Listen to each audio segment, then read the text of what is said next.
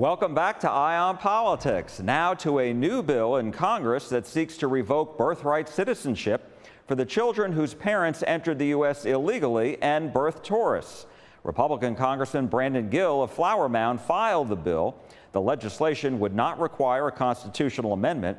It would declare anyone who enters the U.S. illegally or for the purpose of birth tourism as, quote, an invader. It comes after the U.S. Supreme Court voted 6-3 to uphold birthright citizenship, striking down President Trump's executive order, which sought to end it. The bill, filed in the House, along with a bill already filed in the U.S. Senate, would codify the president's executive order. The Pew Research Center recently found that in 2023, 320,000 babies were born in the U.S. to mothers who were unauthorized immigrants or had legal temporary status. That's about 9% of all 3.6 million babies born in the U.S. that year. Pew said an additional 9,000 women who were residents of foreign countries gave birth in the U.S. that same year, according to the National Center for Health Statistics.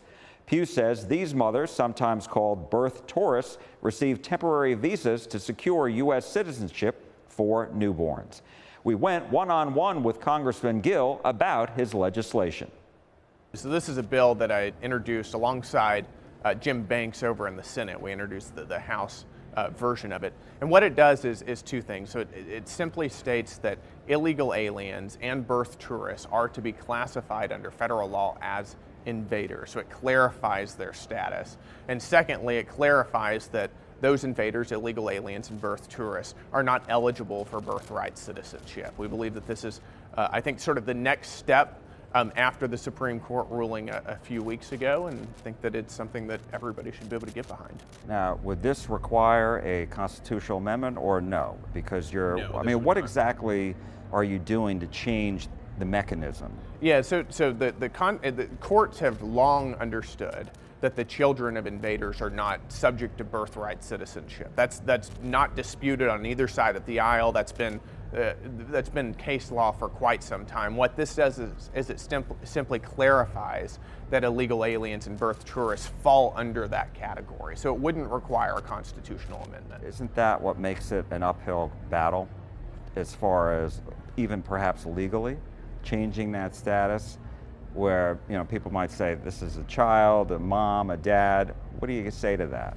Well, what we're saying is that if you came across the border illegally, particularly if you're an illegal alien, or particularly if you came across for the purpose of giving birth. So remember, these are people who come to the southern border. They lie on their immigration forms and say, I'm coming here for tourist reasons or for business reasons or for some other reason, whereas the reality is they're coming for the purpose of giving birth so that their child can be an American citizen. They can then be anchored into the United States, and then it creates a whole sort of cascading series of problems. What we're trying to do is fix that. And I think most Americans look at the southern border and they realize we ought to have a border, we ought to be a sovereign nation, and we ought to be able to determine who comes into our country. And whenever they do, they ought to come in on our terms, not illegally or not under false pretenses. So I was doing some research, and I found Pew Research found in 2023 there were 300,000 babies born in the United States to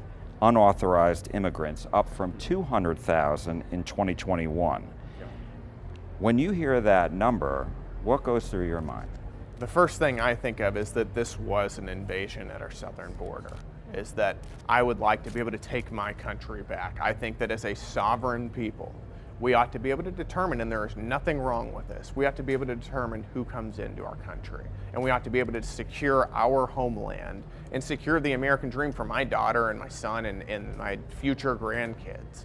And that is our first obligation as a member of Congress or anybody in elected office. And what Joe Biden did to this country intentionally, as a deliberate matter of policy, by opening up our southern border, is absolutely unforgivable, because it will be something that we're dealing with for decades to come. We're going to be dealing with the consequences of this for a long, long time, which is exactly why I don't think Democrats should ever be trusted to govern this country or to have any substantial amount of power again. And my last question on this topic is, what do you say to those who say, look, the Supreme Court dealt with this already? this issue is done? You say.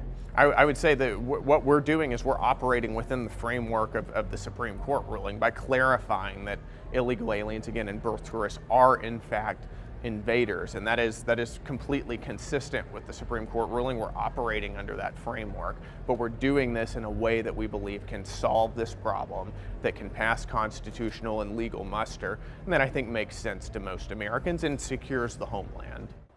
In response, we also went one-on-one with Democratic State Representative Ramon Romero Jr. of Fort Worth. He also serves as the chairman of the Mexican-American Legislative Caucus of Texas. Well, I just think that this is just another example of our elected officials being unwilling to take a loss, and they're taking their orders directly from the top. President Trump has been completely unhappy with the fact that the Supreme Court on June 30th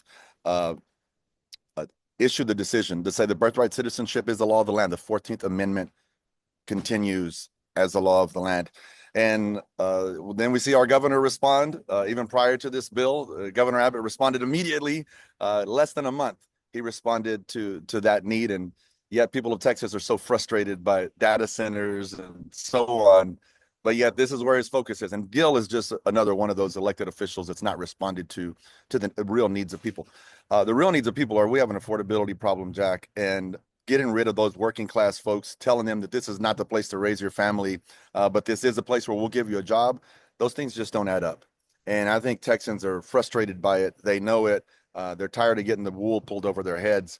This is a dead end, but they're going to lose again, in my opinion. I believe that even senators and congressmen throughout our country understand that we're still a nation of immigrants, and I think that'll be proven over time. I mean, politically speaking, do you think declaring people who cross the border and birth tourists as invaders will sell? I don't think so. I mean, look at me. Do I look like an invader? I was born to a parent in 1973 who, I say proudly, my mother came across the border following her husband that was a bracero, a farm worker in California, with 2 babies in hand. And I was born in 1973 prior to being naturalized by President Ronald Reagan. And I have since then ran a business for 32 years and become a state representative. And unfortunately, Congressman Gill doesn't understand the value of people like me, but I think normal Americans that care about unity, and certainly Texans, we just want people with grit. And I know I'm someone with grit, and I think most of the immigrant class that's here to work is as well. So I think that they're tired of it. They're sick and tired of it. They want real issues.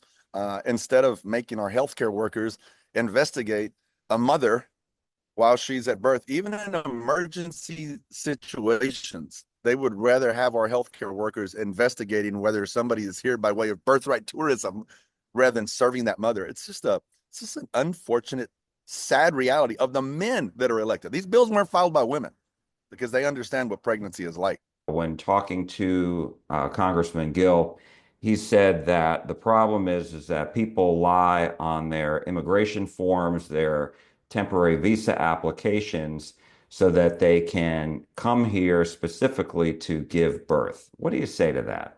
I have a hard time believing that that is a problem worth investigating and challenging all of our state workers and our federal workers with that sort of investigation process. If he really wants to deal with that problem, then he should go to the president and say, let's do comprehensive immigration reform. Let's deal with those that have their children in that situation that you described. And I think that could be done under a comprehensive immigration reform bill.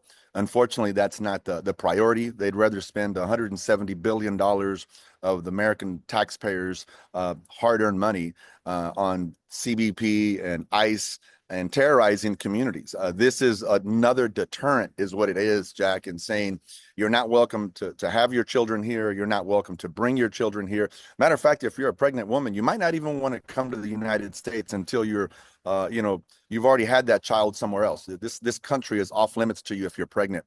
I don't think they're thinking of the real repercussions. I mean, I think it's just a lost cause.